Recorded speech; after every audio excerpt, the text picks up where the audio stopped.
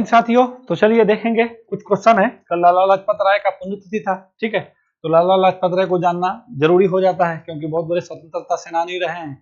और एक जो है उस समय, जिस समय हम लोग आजादी का मांग कर रहे थे, उस समय में जो है एक त्रिगुट का निर्माण किए थे और जो चरमपंथी उस टाइम का जो है संगठन माना जाता था, लाल बाल पाल। तो ये थोड़ा सा हमेशा आपका हर परीक्षा में ये क्वेश्चन कुछ पूछा जाता है, तो उसको देख लेंगे। कुछ करंट अफेयर के साथ जोड़ा हुआ है। एक इससे पहले वीडियो बनाए थे, ठीक है, उसमें भी करंट अफेयर था, इसमें भी थोड़ा महत्वपूर्ण चीज है, तो इसमें थोड़ा सा हिस्ट्री है और कुछ पॉलिटी चीज जोड़ के करेंगे, तो इसको भी थोड़ा सा देख लेंगे, ठीक है। उसके अलावा क्या है ना कि कल जो है आपका जो है तीसरा ऐसा बार हुआ है जब 1860 में, आपको बता दें, ये जो है ऑडिट जो देखते हैं हम लोग, जो देखते हैं महालेखा परीक्षक जो जानते हैं हम लोग, ठीक है, तो उसका सबसे पहले स्थापना आपका 1860 में हुआ था, 16 नवंबर के दिन, ठीक है। तो कहने का मतलब है उसी तरह से जो है ये दिवस मनाना प्रारंभ किए हैं और तीसरी ऑडिट दिवस इस बार हम लोग मनाते हैं। हम लोग पढ़ते हैं ना महालेखा परीक्षक, ठीक है, तो मतलब कंप्यूटर नहीं, नियंत्रक महालेखा परीक्षक जानते ही होंगे आप लोग, ठीक है। तो थोड़ा सा डिफाइन करना पड़ता है, तो वही चीज के बारे में अभी हम लोग देखेंगे इसको, ठीक है। राष्ट्रपति जी इसके बारे में विशेष करके बात की है, कहे हैं, ठीक है, तो जान लेंगे हम लोग। जो आपका नियंत्रक महालेखा परीक्षक है उसका संवैधानिक क्या स्थिति है, किस आर्टिकल में क्या है, बहुत बार पूछ देता है, कार्यकाल से लेकर संबंधित सारा चीज, ठीक है, तो इसको देख लेंगे।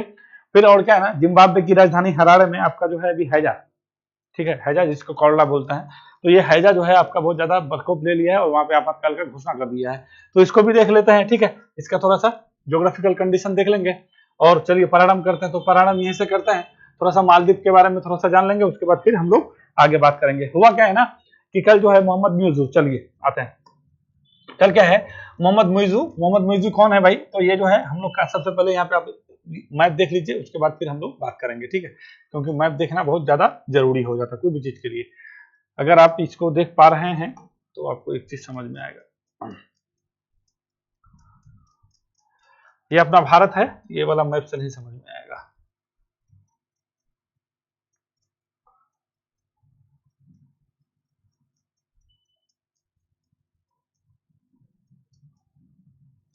चलिए देखिए, यहाँ पे आप देख सकते हैं, आपको ये चीज बराबर समझ में आएगा। देखिए ये क्या है ना, ये अपना प्यारा सा भारत है, ठीक है। ये इधर आप जो देख रहे हैं ये आपका लक्षद्वीप वाला एरिया है, ठीक है, और इधर अंडमान है, ये आपका निकोबार है, और इसके नीचे में जो आइएगा ये आपका, ये इधर जो है आपका क्या है, ये आपका मालदीव है। एशिया का सबसे पहले ये जानिए कि एशिया का जो है आपका जो है एशिया क्या है, एक महादेश है। एशिया महादेश है कि नहीं है? तो एशिया महादेश का जो है, एशिया महादेश का सबसे क्या कहिएगा, सबसे छोटा सा देश है, एकदम सबसे छोटा सा देश है। और ये समुद्र तल से क्या कहिएगा, समुद्र तल जो है आपका, समुद्र तल होता है ना, समुद्र तल से जो है कितना, 1.5 मीटर ही ऊंचा है। अब विश्व का सबसे नीचा देश, अगर आपको कोई पूछ दे कि विश्व का सबसे नीचा देश यानी सबसे समुद्र तल से सबसे नजदीक का देश कौन सा है, तो क्या कहिएगा आप, मालदीव ही कर सकते हैं। यहीं पे आपका मालदीव है। और यहाँ पे आपको पता है एक 8 डिग्री चैनल है, ठीक है, 8 डिग्री चैनल, एक 9 डिग्री चैनल होता है। तो 8 डिग्री का चैनल जो है ना, मालदीव और मिनिकॉय को अलग करता है। तो मिनिकॉय आपका इधर आ गया और मालदीव आपका नीचे आ गया। तो 8 डिग्री चैनल भी याद रखिएगा कि 8 डिग्री चैनल किसको किसको अलग करता है, मिनिकॉय को मालदीव से अलग करता है, ठीक है। और यहाँ पे 9 डिग्री कहिएगा तो 9 डिग्री फिर आपका क्या हो जाएगा, लक्षद्वीप और मिनिकॉय को अलग करता है, ये आपका 9 डिग्री इधर से गुजरता है, ठीक है। क्योंकि हम लोग कर्क रेखा से भारत का स्थिति कितना दूरी है, कितना 800, इतना ही है ना, 876 किलोमीटर दूरी है। और यहाँ से जो है आपका 8 डिग्री कितना, 8 डिग्री 4 मिनट यहाँ से आपका पास होता है मुख्य भूमि से भारत का, इधर से ना निकलता है। भारत का विस्तार हम लोग पढ़ते थे ऐसे ना पढ़ते कि 8 डिग्री 4 मतलब 8 डिग्री 4 मिनट उत्तरी, मतलब उत्तरी अक्षांश से शुरू होकर के यहाँ पे आपका कितना जाता है, यहाँ पे आपका 37 डिग्री 6 मिनट तक आता है कि नहीं आता है? तो ये जानते हैं ये अक्षांश विस्तार है, तो यहाँ से शुरू होता है, तो इससे नीचे जाइएगा तो कितना आपका इधर यहाँ पे आपका मालदीव है। तो यही मालदीव में क्या हुआ, बात मेरे हिसाब से समझ गए होंगे। तो 8 डिग्री 9 डिग्री याद रखना है। भारत का जो है मुख्य भूमि से विस्तार कहिएगा तो 8 डिग्री से शुरू होता है और यहाँ से दक्षिण इधर तो 6 से होता है, ठीक है, 6 डिग्री, ठीक है, और 45 मिनट, ये याद रखिएगा, ठीक है। अंडमान निकोबार से मुख्य भूमि छोड़ करके क्या कहिएगा, अक्षांश से विस्तार कहाँ से शुरू होता है, 6 डिग्री 45 मिनट और मुख्य भूमि से 8 डिग्री 4 मिनट। तो जो 8 डिग्री जो है आपका जो अक्षांश रेखा है, ठीक है, तो उसको 8 डिग्री चैनल कहते हैं, जो क्या करता है आपका मालदीव को मिनिकॉय से अलग करता है। 9 डिग्री चैनल फिर आपका लक्षद्वीप को मिनिकॉय से अलग करता है। 8 डिग्री 9 डिग्री समझिएगा, ये होइएगा। तो ये से आपका छोटा सा यहाँ पे आपका देश है जिसका जनसंख्या कितना कहिएगा, लगभग यहाँ का जनसंख्या आप इतना कह सकते हैं 5,20,000 के करीब करीब जनसंख्या है, 21 लाख के करीब करीब, ठीक है, यानी 5,21,000 जनसंख्या है। कितना जनसंख्या है, थोड़ा सा बढ़िया से समझ लीजिए तो आपको थोड़ा सा इसका जनसंख्या जो है, अगर जनसंख्या आपको पूछ दे, ठीक है, कि आप इसका जो है जनसंख्या कितना है, इसका जनसंख्या ज्यादा नहीं है, 5,21,000 के करीब करीब जनसंख्या, जिसमें से जो है 25,000 जनसंख्या अपना भारतीय है, ठीक है, भारतीय है। तो यहीं पे गए हुए थे कौन, किरण रिजिजू, ठीक है। अब यहाँ पे हुआ क्या, यहाँ पे जो है पहले राष्ट्रपति थे मोहम्मद सालेह, क्या कहिएगा, मोहम्मद सालेह यहाँ के राष्ट्रपति थे, और मोहम्मद सालेह के जो बाद मोहम्मद सालेह पहले राष्ट्रपति थे। यहाँ पे हुआ इलेक्शन में जो है पीपीएम पार्टी है मोहम्मद मुइजू का, और ये जीत गए। और ये किस विचारधारा के हैं, तो थोड़ा सा ये थोड़ा सा कम्युनिस्ट विचारधारा के हैं, ठीक है। और इसी शपथ ग्रहण समारोह में कौन गए थे, अपना किरण रिजिजू गए थे, अपना प्रधानमंत्री नहीं गए। तो मेरे हिसाब से बात पूरा समझ गई होइएगा मालदीव का विस्तार। तो मालदीव एशिया का सबसे छोटा देश हो गया, पहली बात, समुद्री तल से सबसे नजदीक का देश आपका मालदीव हो गया। मालदीव जो है, देखिए ये जो है 1965 से जो है, क्या कहिएगा, 1965 से अंग्रेज से आजाद हुआ, ये बात जान लीजिएगा, अंग्रेज से आजाद। और यहाँ पे आप एक ऑपरेशन हम लोग किए थे, ऑपरेशन का नाम याद रखिएगा, इस ऑपरेशन का नाम आपका क्या है, ऑपरेशन कैक्टस, 1988 में। इसके बारे में और एक बार हम बता चुके हैं। ये क्या था ना, वहाँ पे गृह युद्ध हो गया था, तो भारत सरकार जो है अपना सैनिक को वहाँ बेच करके जो है उसके गृह युद्ध को रोका था। तो ऑपरेशन कैक्टस भी आपको याद रखना है। अब यही है कि कुछ सैनिक हम लोग का वहाँ है, तो मोहम्मद मुइजू कह रहे हैं, बहुत सारा न्यूज आ रहा है कि वहां से निकलने के लिए कह रहे हैं कि भारत में जो है कोई यहाँ पे सैनिक वैनिक नहीं रहेगा, सॉरी मालदीव में कोई भी भारत का सैनिक नहीं रहेगा। तो ये सारा बात है। तो इसी मालदीव, चलिए अब मालदीव का मेरे हिसाब से पूरा बात समझ गए होंगे। 1965 में आजाद हुआ, बहुत छोटा सा देश है, लगभग 5,25,000 के करीब करीब यहाँ का जनसंख्या है, ठीक है। 9 डिग्री चैनल से जो है 8 डिग्री चैनल से अलग होता है मिनिकॉय से मालदीव, ये बात समझ गए, समुद्र तल में सटा हुआ है। चलिए अब आते हैं यहाँ पे बात करते हैं।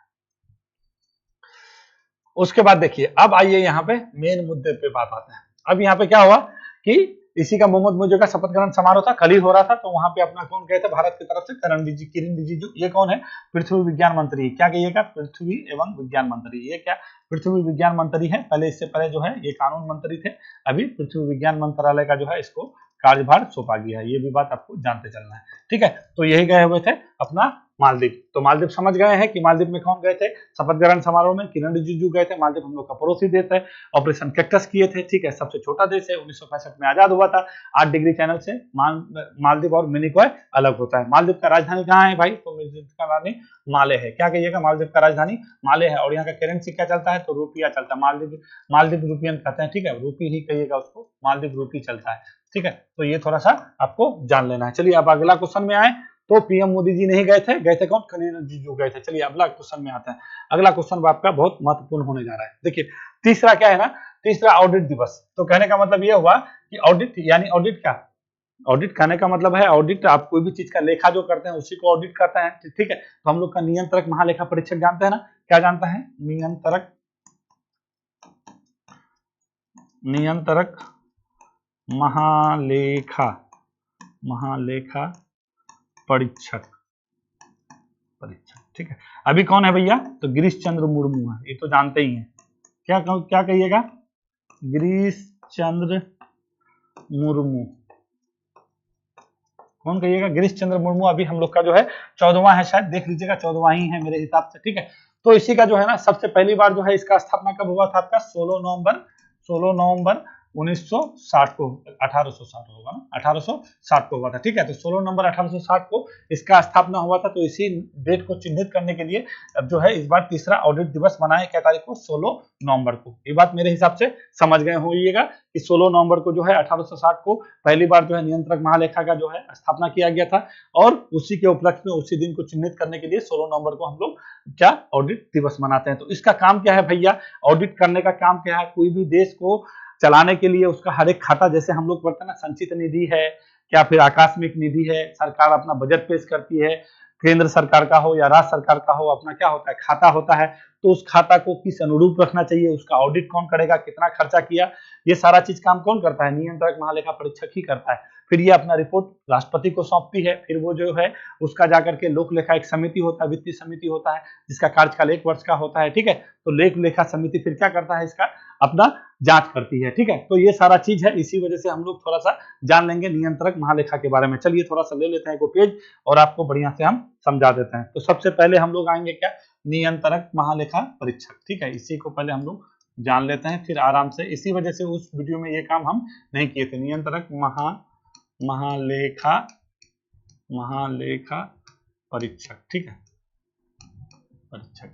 देखिए संवैधानिक इसका स्थिति क्या है, इसका जो है ना, कोई कहेगा कि नियंत्रक महालेखा जो परीक्षक है, ठीक है, ये जो आपका कंट्रोल क्या बोलते हैं, कंट्रोलर ऑडिटर जनरल बोलते हैं ना, तो ये जो है ये कैसा है, संवैधानिक, इसके संविधान में इसको अच्छा से इसका बारे में बात कहा गया है कि एक क्या हो जाएगा, भारत में एक महानियंत्रक यानी नियंत्रक महालेखा परीक्षक होगा, ठीक है। और वो कितना आर्टिकल में कहा गया है, आर्टिकल 148 में कहा गया है। 148 में क्या कहा गया है कि 148 अनुच्छेद में इस आर्टिकल में ये कहा गया है, इस आर्टिकल का कहने का मतलब ये है, भारत का एक महानियंत्रक लेखा परीक्षक होगा जो भारत में जो है क्या करेंगे, सारे चीज का देखभाल करेंगे। चलिए अब आता है क्या चीज का देखभाल करेंगे, तो उसके बाद आर्टिकल 149 में आइए। आर्टिकल 149 में क्या कहा, जो अब नियंत्रक महालेखा जो परीक्षक होगा उसके कर्तव्य का वर्णन किया गया कि इसका कर्तव्य क्या होगा।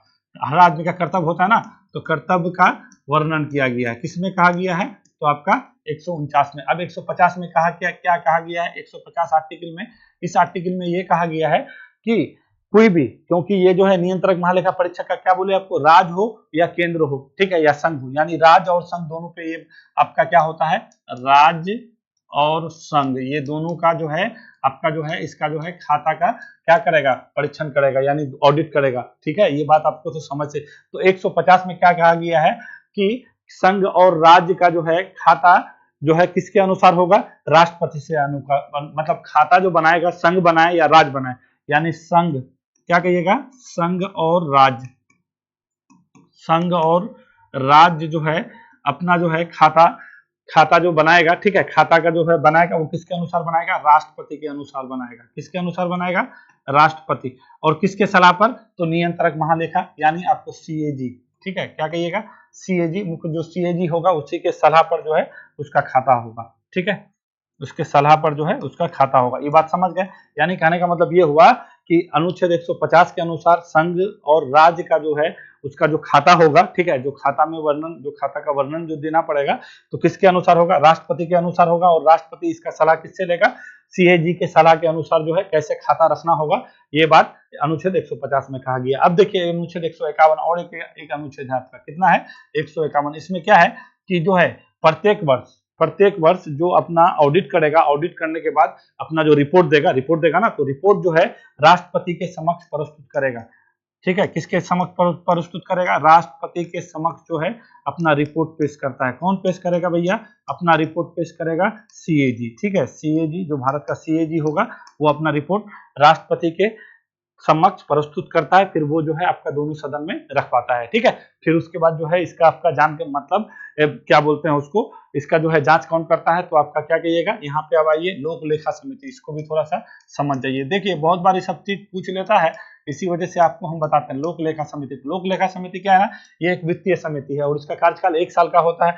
इसमें लोकसभा, इसमें क्या हो जाएगा, लोकसभा और राज्यसभा दोनों का सदस्य होता है, लोकसभा प्लस राज्यसभा दोनों का सदस्य होता है, ठीक है, ये बात समझ जाइए। इसमें लोकसभा का 15 सदस्य होता है और राज्यसभा का 7 सदस्य होता है, और दोनों मिला के कितना सदस्य, 22 सदस्य है इसका, किसका, लोक लेखा समिति का, ठीक है। और यही समिति जो है इसका क्या करता है, इसका जो रिपोर्ट है इसके रिपोर्ट का जांच करता है। किसके समक्ष प्रस्तुत करेगा, राष्ट्रपति के समक्ष। कितने अनुच्छेद में, 151 में। 150 में क्या किया गया, संघ और राज्य का जो है उसका जो खाता होगा किसके अनुसार होगा, आपका जो विवरण रखेगा किसके अनुसार, राष्ट्रपति के अनुसार। राष्ट्रपति किसके अनुसार रख पाएगा, सीएजी, जो भारत का सीएजी होगा उसी के सलाह के अनुसार उसका खाता रख पाएगा, पहली बात। दूसरी बात, और उसके बाद क्या है ना कि 149 में क्या है, जो सीएजी होंगे, जो हम लोग का गिरीश चंद्र मुर्मू है, वो जो है उसका जो क्या कर्तव्य होगा, ठीक है, तो कर्तव्य तो आपको बता ही रहे, संघ और राज्य का जो है आपका जो संचित निधि है, तो ठीक है, और जो सार्वजनिक कंपनी है, सार्वजनिक कंपनी का कहने का मतलब जो आपका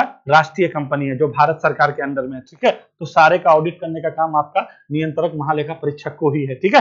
तो उसका 149 में उसका कर्तव्य है, और 48 में क्या हो जाएगा, भारत का एक महालेखा नियंत्रक परीक्षक होगा 148 में। अब देखिए इसका कार्यकाल भी पूछ लेता है, इसका कार्यकाल क्या है, तो इसका कार्यकाल के बारे में ये सुनिएगा कि ये 6 वर्ष या 65 वर्ष, ये दोनों में से जो भी पहले होगा, ठीक है, वो जो है उसको क्या करेगा, अपना पद छोड़ देगा। और इसका नियुक्ति कौन करेगा, इसका नियुक्ति की बात अगर पूछता है, नियुक्ति की बात पूछता है, इसी वजह से समझ रहे हैं आप, इसी वजह से उसमें हम छोड़ दिए थे। नियुक्ति कौन करेगा, राष्ट्रपति करेगा, ठीक है, राष्ट्रपति करेगा। क्योंकि देखिए जो जिसको नियुक्त करेगा वो उसी के प्रति क्या होगा, वफादार होगा। इसी वजह से ये अपना प्रस्तुत किसको देता है, क्या कहिएगा, राष्ट्रपति को देता है। कितना अनुच्छेद में, 151 में। 150 में क्या होगा, जो है संघ और राज्य का जो है जो खाता होगा, खाता का विवरण किसके अनुसार रखेगा, राष्ट्रपति के अनुसार। राष्ट्रपति किसके सलाह के अनुसार रख पाएगा, तो सीएजी के अनुसार। 149 में करतब, 148 में। ये सोरा ये मेरे हिसाब से पूरा समझ गया। अब इसका स्थापना कब हुआ था, सबसे पहले तो 1860 में हुआ था। कब हुआ था, 16 नवंबर को, 16 नवंबर को। तो इसी उपलक्ष्य में 16 नवंबर को हम लोग क्या कहते हैं, ऑडिट दिवस। इस बार इस वजह से इसको हम इतना अच्छा से बता रहे हैं। इस पे बहुत बड़ा सम्मेलन हुआ आपका दिल्ली में, राष्ट्रपति जी वहां पे गई थी, सबका प्रशंसा किए हैं, ठीक है, और बोला है कि अगर ये चीज नहीं होता, अभी आपको बताते हैं गिरीश चंद्र, बहुत सारा देश जो है हम लोग का जो है गिरीश चंद्र मुर्मू का तारीफ भी किए बहुत, हम लोग जो है यूएनओ का वो इसका जो है हम लोग सदस्य भी इस बार बने हैं, ठीक है। तो आपको ये थोड़ा सा आपके लिए बहुत ज्यादा जरूरी हो जाता है, और जो करंट मुद्दा होता है जो बहुत महत्वपूर्ण होता है, हम उसी बात को बताते थे। आप थोड़ा सा यहाँ पे और एक समिति जान लीजिए, पराकलन समिति। पराकलन समिति भी आपको बहुत बार पूछ लेता है। तो पराकलन समिति इसका जो है आपका नहीं करता है, जो नियंत्रक महालेखा परीक्षा का जो है आपका जांच नहीं करता है, इसका खाली आपको बता देते हैं। पराकलन समिति ये भी क्या है, एक वित्तीय समिति है, और इसमें क्या होता है, सिर्फ 30 को सदस्य होता है। कितना कहिएगा, 30 सदस्य होता है, और सिर्फ किसका होता है, लोकसभा का होता है। सबसे बड़ी वित्तीय समिति है पराकलन समिति, ये बात याद रखिएगा, ठीक है। 30 सदस्य होता है, और सबसे ज्यादा इसका मतलब इसमें राज्यसभा का सदस्य नहीं होता, सिर्फ लोकसभा का सदस्य होता है। तो आपको बिल्कुल ये इस चीज को याद रखना है, ठीक है। मेरे हिसाब से पूरा बात समझ गए हैं। तो गिरीश चंद्र मुर्मू जी हैं, ठीक है, 14वां है, और किन तारीख को मनाते हैं, 16 नवंबर को मनाते हैं। 148, 49, 50, 51 ये सारा चीज समझ। फिर आप आइएगा तो 153 से आपका क्या शुरू होता है, 153 से फिर आपका राज्यपाल शुरू हो जाता है, ठीक है। एक प्रत्येक राज्य में एक राज्यपाल होगा। फिर 7वां संविधान संशोधन से क्या होगा कि एक राज्यपाल एक से अधिक राज्य का हो सकता है, ठीक है। तो 153 में यही बात कहा गया है ना। फिर 154 में कहा गया कि राज्य का कार्यपालिका प्रमुख कौन होगा, राज्यपाल होगा। तो फिर ये आपका इधर राज हो गया, यानी 153 से शुरू हो जाता है आपका राज। तो 151 तक आपको ये सारा चीज हम बता चुके हैं। अब आपके साथ कोई लफड़ा मेरे हिसाब से नहीं होगा। चलिए अब थोड़ा सा लाला लाजपत राय के बारे में जानते हैं। चलिए लाला लाजपत राय कौन थे, तो सबसे पहले ये जानिए कि लाला लाजपत राय जो है एक बहुत बड़े स्वतंत्रता सेनानी थे, ठीक है। इनका जन्म जो है पंजाब में होता है।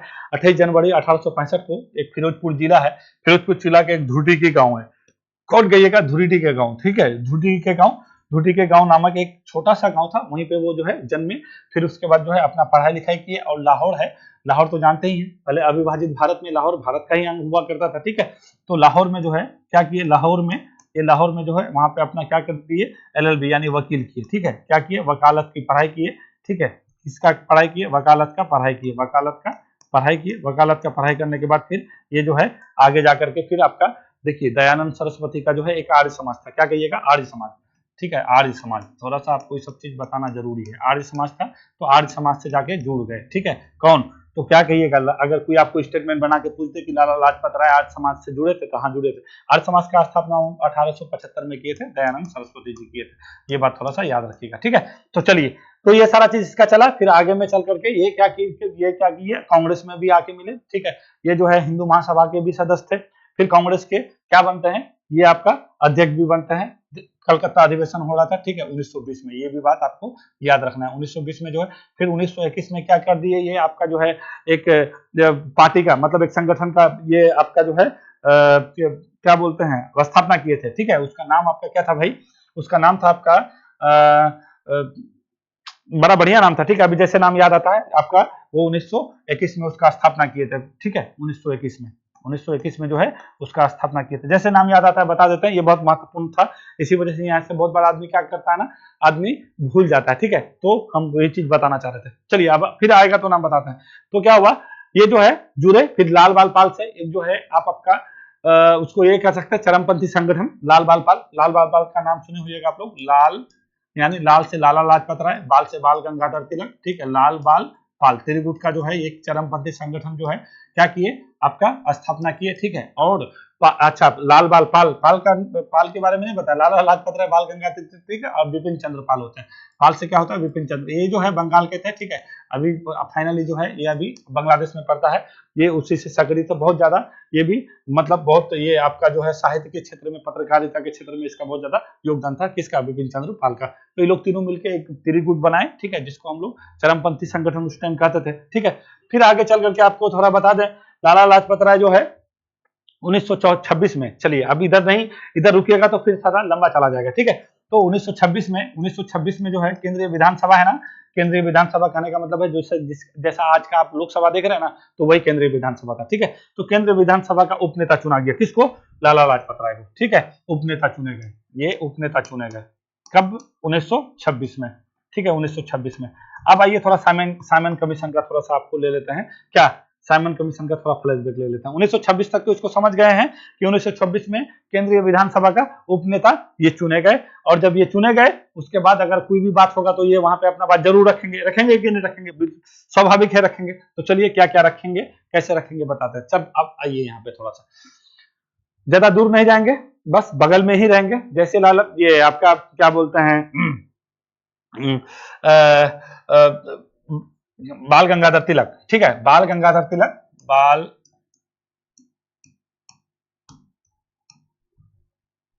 गंगाधर, जैसे बाल गंगाधर तिलक मांडले जेल से जो है निकल करके आए, ठीक है। उसके बाद जो है वो तो आ गए थे 14 में, ठीक है।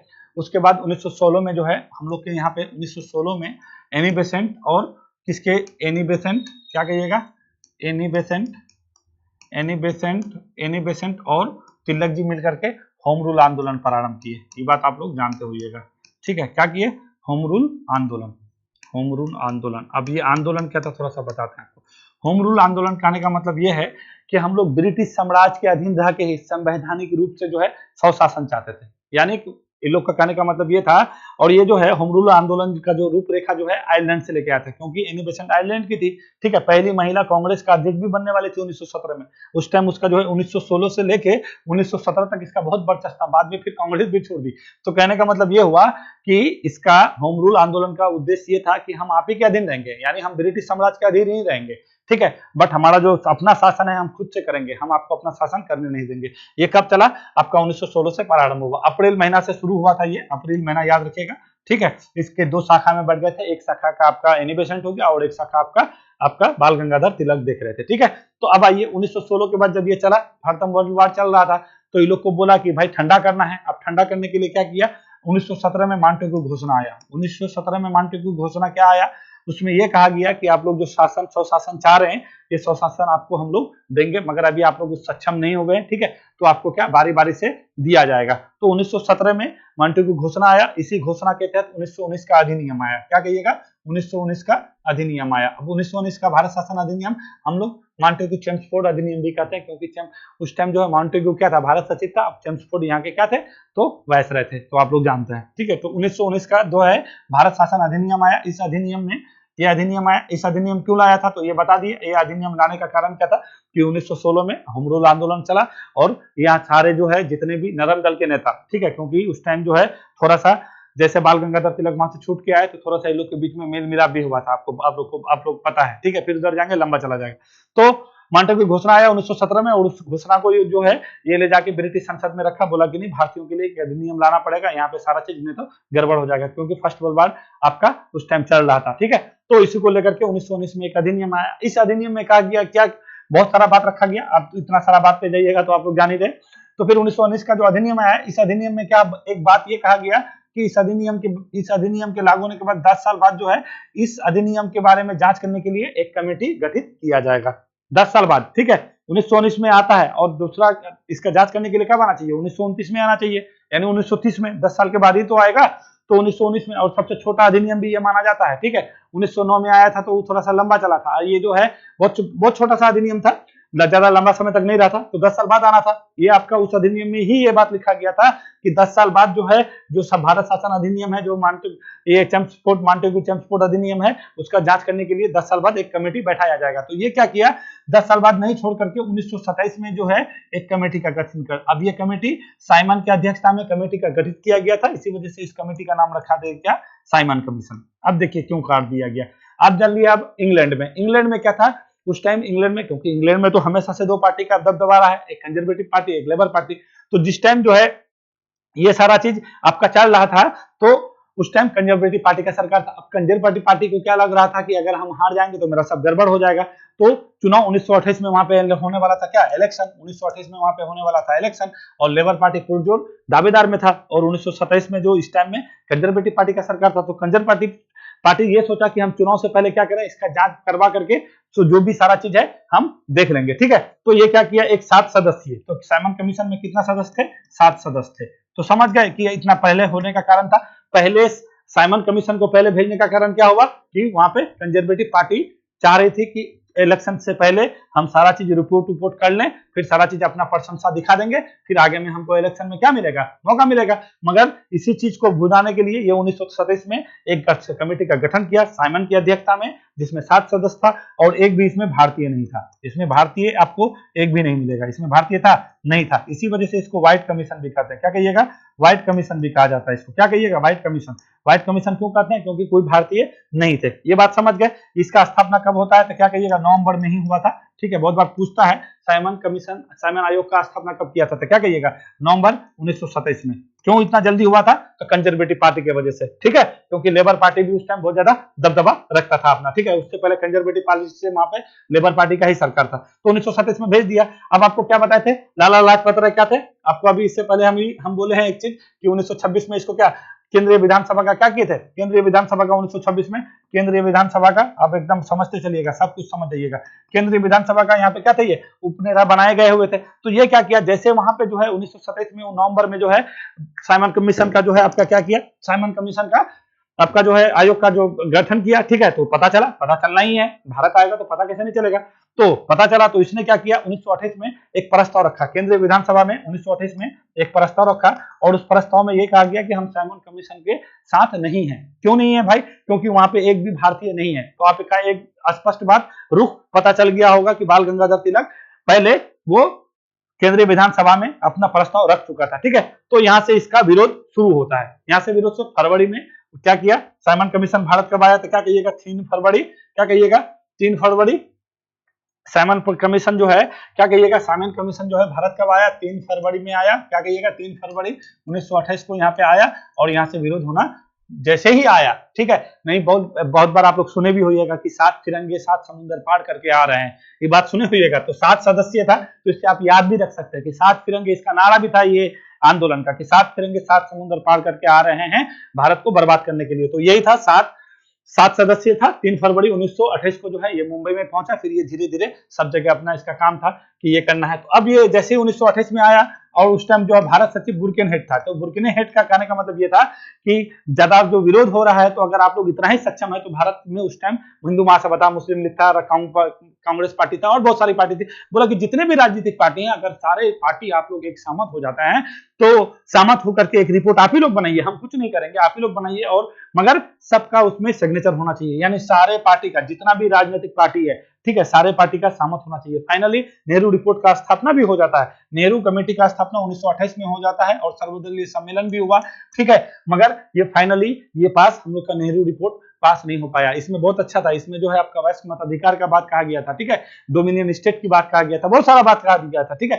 तो ये मुस्लिम लीग भी इसमें सहमति नहीं हुआ, और अपना अलग तरीके से मोहम्मद अली जिन्ना को जानते हैं, वो जो है 14 सूत्री मांग अपना रख दिया, ठीक है। इसमें बहुत सारा बात था जो मुस्लिम लीग को अच्छा नहीं लगा। तो ये आपको दोनों चीज आपको याद रखा है, या नेहरू रिपोर्ट कर दीजिए, और इसे ये बात क्यों हुआ था, तो बुर्किनहेड उस टाइम क्या थे, भारत सचिव थे, और उसी के वजह से बोला कि अगर आप लोग इतना ही विरोध कर रहे हैं, जांच नहीं करने दे रहे हैं, आप लोग इतना ही सक्षम है, तो आप लोग एक अपना क्या बनाइए, कमेटी बनाइए, और कमेटी बना करके रिपोर्ट पेश करवाइए। मगर एक शर्त रख दिया, शर्त ये था कि जितने भी राजनीतिक दल है, सबका सहमति होना जरूरी है। और वो इस बात को बखूबी जानता था, क्योंकि बीज बो दिया था, बीज जब कोई इंसान कोई काम अपना क्या करता है, शुरू कर देता है, तो उसको मालूम है कि यहाँ पे क्या क्या हो सकता है। मुस्लिम लीग का तो पता आपको पता ही है, वो मुस्लिम लीग को अंग्रेज हमेशा से उसी तरह से यूज किया है ना। तो मुस्लिम लीग इसमें अंततः शामिल नहीं हुआ और ये अपना नेहरू रिपोर्ट ये फ्लॉप हो गया। अब देखिए नेहरू रिपोर्ट का भी बात समझ गए। अब 1928 में जो है अक्टूबर महीना का बात था, ठीक है, क्या कहिएगा, अक्टूबर महीने की बात था आपका। 1928 में जो है लाहौर में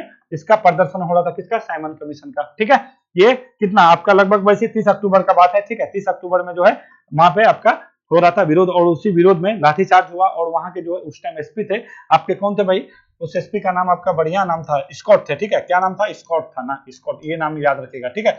स्कॉट जो है वहां के एसपी थे, और एएसपी जो है उस टाइम वहां के कौन थे, जिसपे सैंडर्स के हत्याकांड में, यही देखिए कोई भी चीज एक मुद्दा दूसरे मुद्दा से जुड़ा हुआ है, तो स्कॉट जो है वहां के एसपी हुआ करते थे उस टाइम, ठीक है। तो इसी के आदेश के अनुसार आदेश दिया, और उस जो है भीड़ को, उस जो विरोध कर रहे थे लोग, प्रदर्शन कर रहे थे, यहाँ पे इतना लाठी पड़ा लाला लाजपत राय, तो लाला लाजपत राय गंभीर रूप से क्या हो गए, बीमार हो गए, ठीक है। और बीमार हो जाने के बाद जो है फाइनली आपको ये बता रहे हैं 17 नवंबर के दिन जो है इसका मृत्यु हो जाता है, ठीक है। तो ये बात आप समझ गए होइएगा कि हुआ क्या था, ये स्कॉट था। अब देखिए 17 नवंबर को इसका क्या हो जाता है, मृत्यु हो जाता है। जब 17 नवंबर को मृत्यु हो जाता है तो भारत में जो है ना एक अलग तरह का विचारधारा, अब उस टाइम आप जानते हैं एचएसआर है अपना, भगत सिंह, राजगुरु, सुखदेव वाला इधर था, ठीक है। उसके बाद सचिन, यानी कहने का मतलब है उस टाइम जो है क्रांतिकारी विचारधारा भारत में कुछ ज्यादा ही बढ़ के आगे आ रहा था। तो सीआर दास के बारे में जानते हैं, चित्तरंजन दास, ठीक है। सीआर दास जो आपका 1922 में जो है आपका अध्यक्षता किया था गया अधिवेशन में, ठीक है। तो सीआर दास की जो बीबी थी, बोला उसके मृत्यु के बाद बोला कि कोई भारत में कोई मर्द ही नहीं बचा है, ठीक है। तो इसी में बहुत सारे क्रांतिकारी नेता थे, तो उसका जो है लगा कि नहीं सही बात है, हमारे इतने बड़े नेता का जो है लाठी चार्ज से मृत्यु हो गया और हम लोग कुछ नहीं कर रहे। तो 1 महीना का संकल्प लिया था कि 1 महीने में जो क्या करेंगे, इसका खेल खत्म कर देंगे। तो आपको बता दें 17 दिसंबर 1928 को जो है आपको क्या कहिएगा, 17 दिसंबर 1928 को जो है गलती से मारना था चाहता स्कॉट को, मगर मर गया सैंडर्स। और इसी सैंडर्स हत्या के कारण जो है अपना भगत सिंह, राजगुरु और सुखदेव को आपको फांसी मिला 23 मार्च 1931 को, ठीक है। जब ये पूरा आपका लाला लाजपत राय का कहानी है। तो लाला लाजपत राय एक गरम दल के नेता थे, ठीक है। उस टाइम जो है चरमपंथी संगठन कहता था, ठीक है, उसी से जुड़े हुए थे।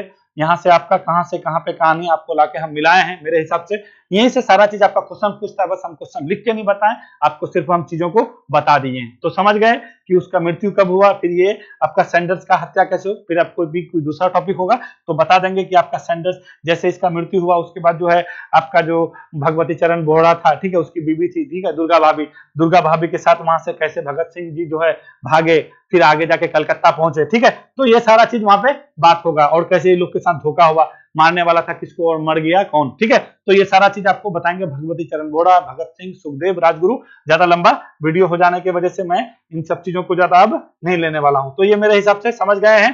तो ये क्या थे, क्या कहेगा अगर आपको पूछ दे लाला लाजपत राय, इसको देखिए पंजाब केसरी भी कहता है, क्या कहते हैं लाला लाजपत राय को, क्या कहिएगा, पंजाब केसरी, क्या कहिएगा, पंजाब केसरी, पंजाब केसरी के नाम से भी जाने जाते हैं, ठीक है, पंजाब केसरी के नाम से। और देखिए पंजाब का शेर भी कहते हैं, क्या कहिएगा, पंजाब का शेर, पंजाब का शेर भी कहते हैं, क्या कहिएगा, पंजाब का शेर है, ठीक है, पंजाब का शेर है। तो ये बात, और ये क्या थे, वकालत किए हुए थे, लाहौरे कॉलेज से किए हुए थे, ठीक है। तो इतना सारा इसका उपलब्धि है अपना लाला लाजपत राय का। तो उसी का कल पुण्यतिथि था, तो हम लोग पुण्यतिथि मनाए, तो उसके बारे में जानना जरूरी हो जाता है, और हर भारतीय को जानना चाहिए ऐसे क्रांतिकारी वीर को। अब बताइए जिस टाइम उसको जो है आपको ये भी बता दें, सरदार वल्लभ भाई पटेल है ना, सरदार वल्लभ भाई पटेल, सरदार वल्लभ भाई पटेल का जो है भाई था, ठीक है, वो आपका जो है केंद्रीय विधानसभा एक बार अध्यक्ष भी रह चुके हैं, ये भी जान लीजिए। तो उस टाइम जो है लोग को इनिशिएटिव, इसको उपनेता बनाया गया, तो ये इतना बड़ा विधेयक लाके रख दिए थे, ठीक है। तो वो लोग थोड़ा सा दूसरे विचारधारा के थे, इस विचारधारा के नहीं थे, वो लोग चले गए थे किसके साथ, सीआर दास के साथ, ठीक है। तो फिर सीआर दास का मृत्यु हो जाता है 1925 में। 1900 मृत्यु होने जाने के बाद जो है उन लोग का जो संगठन जो अपना ये कांग्रेस से जो है अलग होकर के वो लोग स्वराज पार्टी का गठन किया था, ठीक है। स्वराज पार्टी का गठन 1923 में हुआ था ना, तो उसमें जो है थोड़ा सा इन लोग का 1925 में, अब सीआर दास का मृत्यु होने के बाद सारा चीज गड़बड़ हो गया था। थोड़ा सा यहाँ पे जब एक बात आया तो अब एक बात और बता देते हैं। तो ये जो है कांग्रेस का अध्यक्ष तो बता ही दिए थे आपको 1920 में, कहां पे, कलकत्ता अधिवेशन में, ठीक है। और लाला लाजपत राय का और जो है कीर्तिमान है आपके सामने, आपको बताते हैं 1920 में जो है पहली बार जो है मजदूर संघ यानी आईटक, AITUC, ये नाम तो जानते हैं, all India trade union Congress, इसका स्थापना कब होता था, इसका स्थापना जाना NM जोशी का नाम सुने होइएगा, ठीक है, NM जोशी, NM जोशी थे, ठीक है। NM जोशी जी जो NM जोशी जी इसका स्थापना किए थे कब? 1920 में। और इसके पहले अध्यक्ष भी बने थे कौन? तो क्या कहिएगा, all India trade union Congress का पहले अध्यक्ष कौन थे? तो यही थे आपके कौन? लाला लाजपत राय। ये बात जान जाइएगा, ठीक है। लाला लाजपत राय पहले अध्यक्ष थे, ठीक है। पहले अध्यक्ष थे किसका? आपका all India trade union Congress. बहुत बार पूछता है ऑल इंडिया ट्रेड यूनियन, तो इसका स्थापना भी बता, ये नारायण मल्हर जोशी थे, NM जोशी 1920 में किए थे। और इसका पहले अध्यक्ष आपको कौन बनाए थे? तो लाला लाजपत राय को बनाए थे। फिर ये आई तक बाद में जाके इंटक में चेंज हो गया और उसका स्थापना 1947 में। ये इंटक भी जान लीजिएगा, वो आई तक है, ये इंटक है। ये क्या है? Indian national trade union Congress. ये किए थे, ये कौन? ये 1947 में किए थे। और ये किसने किए थे? तो क्या कहिएगा, सरदार वल्लभ भाई पटेल। इसका स्थापना किया था 1947 में। 1947 में पटेल जी किए थे, ठीक है। पटेल जी, सरदार वल्लभ भाई पटेल, ठीक है। तो आपको ये भी बात याद रखना। तो ये आई तक है, ये इंटक है, ठीक है। और इसका पहले अध्यक्ष कौन थे? लाला लाजपत राय। और एक बात इससे आपसे संबंधित चीज है, जो मुख्य ये सेफ्टी वाल्व का सिद्धांत कांग्रेस का जो स्थापना हुआ था 1985 में। चलिए दूसरा ले लेते हैं, लंबा जाएगा फिर। देखिए 1985 चला गया लंबा, ठीक है। 1985 में जो है ये क्या कांग्रेस का स्थापना हुआ, ठीक है। कांग्रेस का स्थापना, जब कांग्रेस का स्थापना हुआ 1985 में, तो इसका जो है रिटायर्ड जो है आपका एक अधिकारी थे, एओ हुम, जानते हैं, सिविल सर्वेंट थे, ठीक है। तो उसी का जो है बोलता है कि उसी का मानसिक उपज था और इसको जो है एक सेफ्टी वाल के तरह, क्योंकि 1985 के बाद आप देखिए होइएगा भारतीयों के बीच जो है ना राष्ट्र के प्रति बहुत ज्यादा, मतलब अंग्रेज के प्रति बहुत ज्यादा असंतोषजनक उन लोग का जो है भाव हो गया था। 1857 के विद्रोह के बाद कोई बड़ी क्रांति हुई नहीं, अलग अलग जगह में आपका छोटा छोटा विद्रोह हो रहा था, ठीक है। लोग में असंतोष बढ़ रहा था, ठीक है। किसके प्रति? अंग्रेज के प्रति। तो ये लाला लाजपत राय का मानना था, जो बात अभी बोल रहे हैं, ठीक है। तो वो क्या बोले कि जो 1985 में एओ होम इस वजह से, क्योंकि वो एक सिविल सर्वेंट थे, रिटायर्ड थे, तो वो कभी इंडिया का हित नहीं चाहेगा। तो वो क्या किया, सेफ्टी वाल के तरह ये कांग्रेस का स्थापना करवाया कि नहीं, सिर्फ कांग्रेस का अगर स्थापना करवा देंगे तो क्या हो जाएगा कि कोई भी बात होगा तो ये लोग कांग्रेस को आके कहेगा, और कांग्रेस में जो क्या है, मेरा स्थापना किया हुआ एक संगठन होगा, उसमें हमारा वर्चस्व होगा। अगर कोई भी बात होगा तो वो बात आराम से हम लोग के पास लाके रखेगा, उसको हम किसी भी तरह से इधर उधर करके डाइल्यूट करके कहानी खत्म कर देंगे, ठीक है। अगर कहीं पे हिंसा हो जाएगा, क्योंकि 1857 का क्रांति आप लोग जानते हैं कितना बड़ा हिंसा भड़क गया और अंग्रेज को हम लोग आजाद होते होते चूक गए, नहीं समझे। तो इसी का जो है आपका सेफ्टी वाल का आपका बहुत बार पूछता है, ये आपका सेफ्टी वाल, ठीक है। आपका सेफ्टी वाल आपका बहुत बार पूछता है कि सेफ्टी वाल्व जो है आपका ये क्या था। सेफ्टी वाल्व का जो है संकल्पना आपका लाला लाजपत राय ही दिया था, कि ये लाला लाजपत राय जी आपका सेफ्टी वाल्व के बारे में बोला कि सेफ्टी वाल्व क्या है। तो सेफ्टी वाल्व ये ऐसा चीज था कि आपका एओ होम जो है रिटायर्ड सिविल अधिकारी थे और उसने चाहा, ये सोचा कि अगर हम ये संगठन बना देते हैं तो बहुत बड़ा जो एक विद्रोह हो सकता है या ऐसा कुछ आगे में खतरा हो सकता है, तो नहीं होगा, कांग्रेस के माध्यम से उस चीज को हम कर देंगे। और इसके जो है पहले अध्यक्ष आपका WC बनर्जी बने थे, ठीक है। तो इस थ्योरी को किसने दिया था? आपका लाला लाजपत राय ने दिए थे। अब देखिए इसी पे जो है, क्योंकि ये लोग तो गरम दल के नेता थे, अब नरम दल के नेता कौन? गोपाल कृष्ण गोखले, ठीक है। सर्वेंट ऑफ इंडिया का स्थापना की थी 1905 में। तो गोपाल कृष्ण गोखले जी जो है यहीं पे आपका तरित चालक का सिद्धांत दिए थे। तो बहुत बार पूछता है कि तरित चालक का सिद्धांत किसने दिया, तो क्या कहिएगा, तरित चालक का सिद्धांत किसने तरित चालक का सिद्धांत किसने दिया था? क्या कहिएगा, गोपाल कृष्ण गोखले। और गोपाल कृष्ण गोखले कौन थे भाई? तो गोपाल कृष्ण गोखले जो है आपका क्या बोलते हैं, नरम दल के नेता थे। 1905 में सर्वेंट ऑफ इंडिया का स्थापना किए थे। हाँ वो बात याद आ गया, 1921 में जो है सर्वेंट ऑफ पीपुल्स सोसाइटी का स्थापना किए थे। कौन? 1921 में, ये याद रखिएगा, ठीक है। Servant of people's society Lala Lajpat Rai, servant of people's society, ठीक है। ये भी बात आपका बहुत बार पूछता है, सर्वेंट ऑफ